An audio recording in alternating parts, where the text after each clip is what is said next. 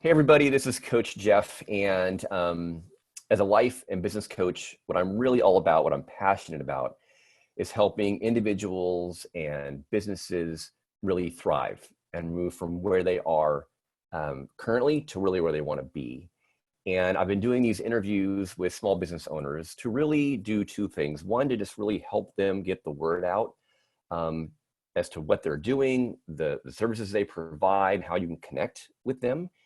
And then also just as a way for all of us to be encouraging one another to, as we all have to be creative and adapt because of the whole COVID-19 crisis and situation going on. So I'm excited today. I have Aylene Geringer, and she owns Friday Harbor Chocolate.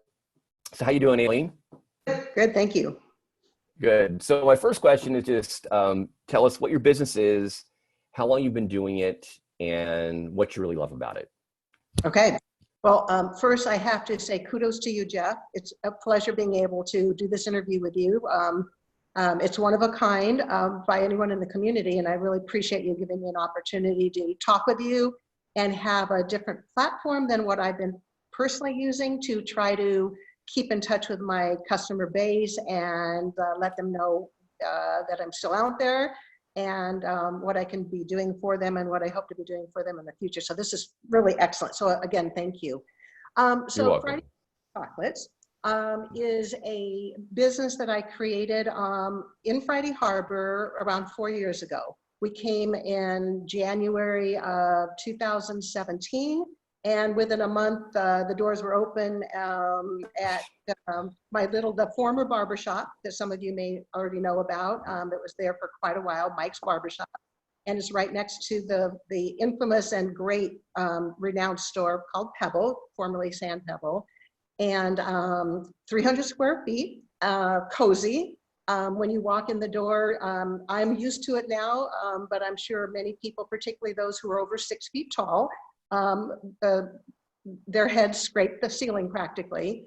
But it's a cute, cozy little store filled with delectable gourmet chocolates. So the nature of the shop is offering to the community and certainly to the tourists when they come in, handcrafted chocolates and confections that are made by very, very small businesses owned by families and or partners who create gourmet chocolates and confections. So it includes not just chocolates, but it's caramels and turtles and marshmallow bars and whatever people crave in the form of chocolate, but the highest of ingredients, expert chocolatiers making them.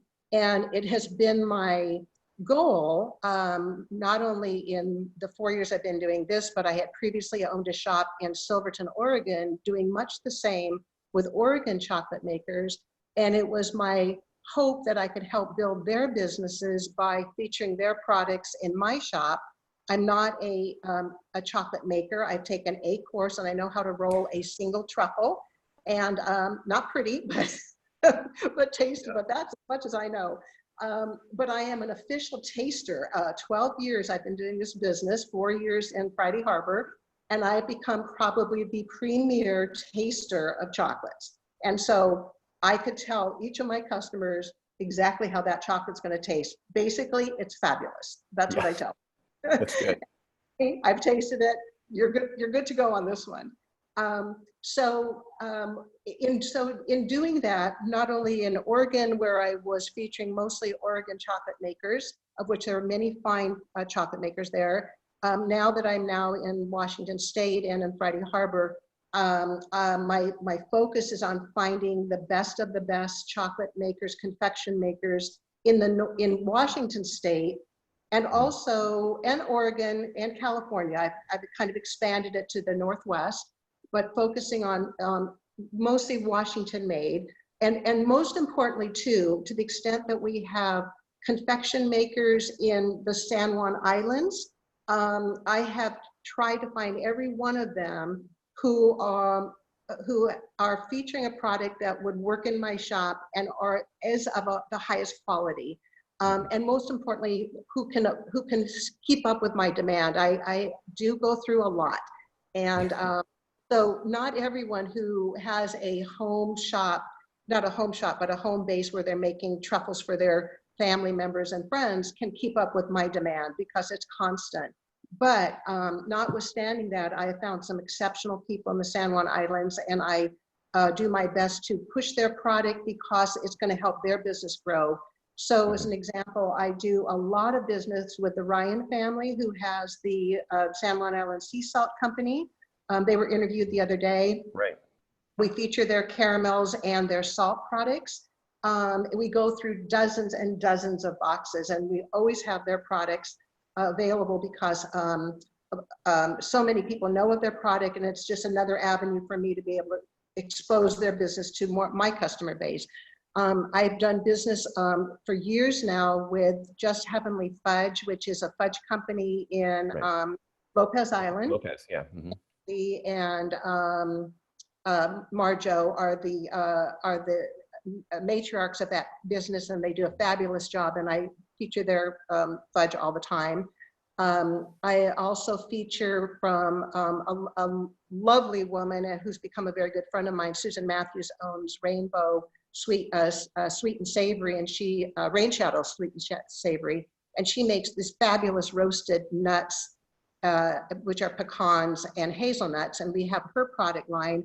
Up until recently, we've been also featuring her truffles, and she unfortunately has decided that I've worn her out and she can't do my truffles anymore because I've just demanded too much. And then we also have because I have a wine shop in part, I also do feature our vineyards that come from Lopez Island and San Juan Island, and have their wine products too. So as much as I can, and I'm always looking and listening for possible vendors, I will call them, as a generic term of people who make products on the island and could be featured in my shop, because also the tourists are really, really wanting island made. I don't know why we have so many factories here on our island. They're always saying, oh, they assume my entire shop has been made on the island. I'm going, no, we're a small little island. We're all retired. But that's a big part. And if I can find more people, that is my goal. So for the most part, it's gourmet edibles like that. And we also have a wine shop. I do feature port wine, both domestic and imported, and also champagnes and Prosecco's, and then some Northwest wines.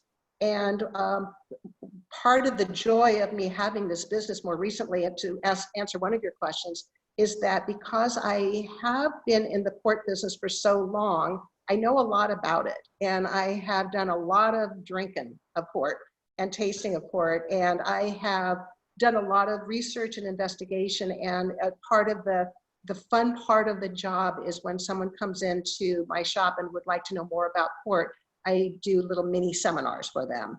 And I teach them all about the differences between ports. I have a tasting license. I'm allowed to give them samples and let them experience the differences. And it's really great fun to educate them. And to the extent that they decide to purchase something, that they're walking away with confidence that they have just bought something that they know is going to taste good because they just tasted it. So that's very cool. The other part to the question, as far as the other joy that I get from my business, I have been doing this a long, long time, 12 years now. And one would think that I get really, really tired of saying, would you like a salted caramel or an unsalted caramel? Would you like it in milk or would you like it in dark? In fact, every customer that comes in with a great smile. They anticipate having a treat soon in their hands and or in their mouth. They seem to be impressed by my selection. And so every time that they show me that they are enjoying what I'm presenting to them, it gives me that joy that I'm doing a good job and I'm making someone happy for that day. And I have yet to see someone unhappy. Actually, I take that back. If they were unhappy before they walked in my shop, they're walking out. But most importantly, I have this 300 square foot shop. It's very intimate and cozy in there. I make sure that I say hello to everyone that walks in that door and greets them. And when I feel it's the appropriate time to just talk, we engage in conversation. And every person who walks in is a different person with a different experience. And every single day I learn something. it doesn't matter what the subject is. I've learned something for that day that someone else hasn't learned. And that's probably the best part of my job, I have to say, is what I learned. It could be, you name it. It could be any subject. We're talking about it and I didn't know that, really. So overall, it's easy. I know people are happy. I know that I have really high quality products for them and that I'm going to give them satisfaction. And so it's been good. And I probably could go on forever. I don't know if my husband wants me to go on forever doing this, but. Right. Well, good. I mean, that's good. It's the interaction you get to have with the customers and learning something new every day. And speaking of learning something new every day, the last month has been significantly kind of a learning experience for all of us. Oh, yeah. I'm assuming that the shop is closed, so people can't come in right now. So how are you creatively finding ways to, connect with your customers, either get product to your customers? What are you doing now to sort of? Well, actually, the now is actually this week for the first time. When we closed, which was March 19th, a day in infamy, we had been experiencing a significant drop in business for the week prior to that time. Mm-hmm. In February and the first week of March, we were actually experiencing increased sales over last year, and we were really excited that we were going to have a really good year. And and so, oh my gosh, and the weather was great. Last year, the weather was horrible. If you remember the snowstorms and closing everything down on Valentine's Day, which was a horror. So weather was great. People were out and about. I started ordering chocolates and confections. And because I ordered them from those small business owners, it takes time for them to make them. They're all hand done. Doesn't take a day. It takes a week. It takes 2 weeks to get them to me. So I put in my orders, and those orders started coming in the door the week before I closed. And I'm feeling pretty good. Everything's looking beautiful. I've got a lot of variety because I had not had that variety in February. I was a little nervous. I didn't know how the month was going to be. So I'm thinking, all right, I can start bringing in much more than I anticipated. Well, the week before we closed down, everything was starting to go to hell in a handbasket in Washington State. Mm-hmm. There was rumblings that, as you remember, I think the Kirkland retirement home was stricken and many people started to die. We realized that, oh my God, it's come to America. It's not just in China and not in Italy and Iran. It's now in Washington State. Mm-hmm. Business was starting to slow down significantly. The only people that were coming into my shop the week before we closed were tourists. And I was thinking, oh my God, oh my God. So by the time, I think 3 days before we closed, I realized, and I think we had just gotten the announcement from Governor Inslee that the schools were going to be closed and the libraries and you name it was going to be closed. I'm going, oh my God, I'm sitting with perishable products in my shop. Unique, I think, to my shop. Many other shops didn't have perishable items. They could close the door and they wouldn't go to waste. Here I'm sitting with thousands of dollars of inventory and no one to buy them. And so I put the entire shop on sale. And all of a sudden, wouldn't you know it, even though no one came in a week before, the entire community came in, took advantage of my 50% off sale, by the way, and bought me out. They bought everything off. And what I didn't sell, which was probably around 5% of my entire inventory, I donated to charity and gave them to the hospitals and to firemen and to the EMS and the Family Resources Center. And then I closed my doors, and it's virtually empty as we speak. Oh, okay. Empty. With a few exceptions of a few bottles of port still. Sold a lot of wine and a lot of port at 50% off, and people were very happy with me. So people started around, I didn't expect to be open for a minimum of 6 weeks. I was thinking, well, I'm not going to be able to do anything. I can't bring in chocolates. My chocolate makers are all small businesses who rely on people like me. They're closed. Their retail stores are closed. So I'm in for the long run into in my house. So a few weeks ago, just before Easter, I got some phone calls or emails from people saying, oh, I'd like to buy some chocolates for a friend on the island to make them feel good. And I said, oh, well, I'm so sorry, I'm completely out.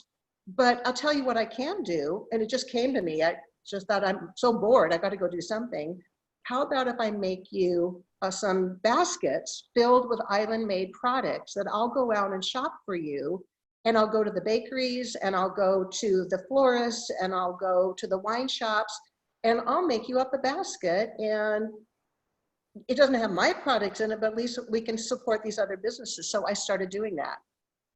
That was, so I went through as many baskets that I had, and then I ran out. So then on Easter, people started asking me about Easter chocolates. And I said, well, let me see if I can find anyone who's making bunnies, because I don't have them. And then Ethan, I'm talking, please be quiet. I did find a chocolate maker down in Oregon who makes fabulous bunnies, and he was only making that bunny. This is called the COVID bunny, and it had a mask over the bunny. It was hysterical. But he had fired his entire kitchen except for himself and one person. He was out 15 workers. He was really, really frightened, and he said, I can't take a wholesale order from you, Aylene. I've got to make every penny I can make. I said, well, okay, I'm cool with that. Let me see if I can give my customers your website and let them know you're making the COVID bunnies. So we started to do that, and I actually got him around 50 bunny sales, and he did fine. Ultimately, the New York Times found out about it, and he just posted yesterday that he made 5,000 bunnies, and he saved his business. So then it started dawning on me last week. I said, you know, because people started asking me if I could make them something for an anniversary or a person. So I said, geez, let me just see if anyone could help me, and let me see if I can bring some chocolates in. So this week, wouldn't you know it, so your timing is perfect, I found Rogers Chocolates in Vancouver Island and Moonstruck Chocolates in Portland, Oregon, who make exceptional high quality chocolates, has agreed to let me buy limited product, and all gift wrapped, already done, sanitized, the whole bit, and not holding me to minimum orders, which is a big problem because typically to be a wholesaler, you have to buy a lot.